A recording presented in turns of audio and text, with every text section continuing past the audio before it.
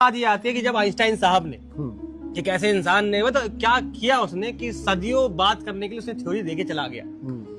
जब बोला कि स्पेस और टाइम एक फैब्रिक है मतलब वो मुड़ सकता है, मास और ग्रेविटी स्पेस और टाइम दोनों को ही मोड़ सकती है, तो शायद एक ऐसा क्लोज लूप बन जाए जिसमें पास्ट और फ्यूचर एक डिस्टिंक्शन मतलब उनको अलग अलग ना कर पाओ बल्कि एक साथ एग्जिस्ट करने लगे। इसी को कहते हैं क्लोज लूप। लेकिन बात यहाँ पे ये आ रही है, साइंस ये कहती है कि वो जो क्लोज लूप बना टाइम का ना, वो सबसे पहले तो before you dive into this further क्या ऐसी रियलिस्टिक कंडीशंस हैं इस यूनिवर्स में एग्जिस्ट करती हैं जहां ये पॉसिबल हो सके? बिल्कुल फील्ड इक्वेशन से दिस, बट क्या रियलिटी में ऐसा हो सकता है? देखो बात होती है एक्सट्रीम कंडीशंस की। एक्सट्रीम कंडीशन इसलिए हम एक्सट्रीम बोलते हैं कि शायद उसको बना पाना बहुत ज्यादा ही मुश्किल है। तो एक कंडीशन आती है जिसमें रोटेटिंग मासिव ब्लैक होल वो स्पेस को इस कदर मोड़ देगा, स्पेस टाइम को, कि टाइम के बीच में एक ऐसा लूप बना देगा जहां पे पास्ट फ्यूचर और प्रेजेंट का एग्जिस्टेंस खत्म कर जाए और वो लूप में एग्जिस्ट कर जाए। एक ये पॉसिबिलिटी है। एक है एक्सोटिक मास, नेगेटिव मास, जो ग्रेविटी अपोजिट दे कि मतलब दो मासिव ऑब्जेक्ट अट्रैक्ट करते नहीं भाई, एक ऐसे मास है जो रिपेल कर जाए। सुनने में साइंस फिक्शन लग रहा है, तो ये जो फिक्शन वाली चीज है ना, वही ये फिक्शनल चीजें बना सकती है। मैथमेटिकली प्रूवन है, मैथमेटिक्स हमें क्लोज टाइम लूप दे सकती है। उस मैथमेटिक्स का क्लोज टाइम लूप देने के लिए हमें ऐसे मैथमेटिकल ऑब्जेक्ट भी चाहिए जो कि इम्पॉसिबल है सो कॉल्ड क्रिएट करना, हमारे बस में शायद नहीं है। तो ये बात होगी, तो ये पॉसिबल बट है, मतलब you need a super massive black hole rotating rotating मतलब स्पेस को भी मोड़ेगा, टाइम को भी मोड़ते मोड़ते ऐसा लूप बना देगा। ये ले बेटा, एक ऐसा लूप दिया मैंने, अब यहाँ को मैंने फंसा दिया, पास्ट प्रेजेंट और फ्यूचर को मैंने एक कर दिया।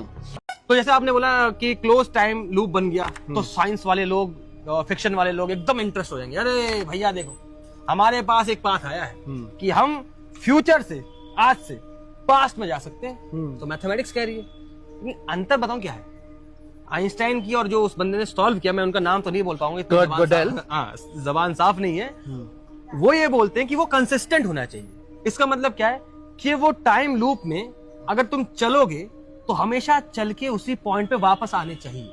मतलब कि सो कॉल्ड मैं पास्ट में जा तो सकता हूं, मगर उसको वैसे नहीं बदल सकता कि जिससे एक नया फ्यूचर बन जाए। ओके उस लूप में एग्जिस्ट करने के लिए हर चीज सब कुछ वैसे ही चलेगा जैसे चलना चाहिए था। ये क्लोज लूप 100% स्टैंप लगा देगा कि हमारे पास कोई फ्री विल नहीं है। We do what universe wants us to do. Universe हमें कंट्रोल करेगा। यूनिवर्स बोलेगा भैया अब ये पेन उठा और रख, मेरा फ्री विल खत्म।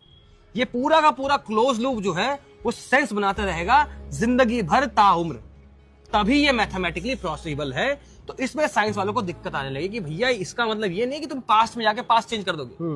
तुम पास्ट में जाओगे तो सही, तुम तानोगे अब बंदूक अपने ग्रैंडफादर पे, कुछ भी कर लो चला नहीं पाओगे। चला दोगे मरेंगे नहीं, मतलब मरने जा रहे होंगे तब भी बंदूक गोली उधर उधर निकल जाएगी। कोई डॉक्टर आ जाएगा चमत्कारी, कोई एक होता है कि इसकी एक बंदे के जेब में पेन पड़ा था, गोली लगी और पेन टूटा और उसको कुछ हुआ नहीं। I think close time loop में फंसा होगा वो आदमी। तो बेसिकली फ्री विल खत्म हो जाएगा क्योंकि 100%, क्योंकि आपकी टाइमलाइन इज फिक्स्ड ना। ठीक है, आप एक जगह पे स्टार्ट कर रहे हो, आप घूम के पीछे चले जा रहे हो, ठीक है, और फिर आप वापस आके प्रेजेंट में ही आ रहे हो, मतलब लूप में फंसा दोगे। तो अभी for everything to exist nothing can change, nothing can change. इसलिए ये ग्रैंडफादर पैराडॉक्स इसलिए नहीं देगा क्योंकि ये ग्रैंडफादर पैराडॉक्स का मतलब ही नहीं बनाएगा।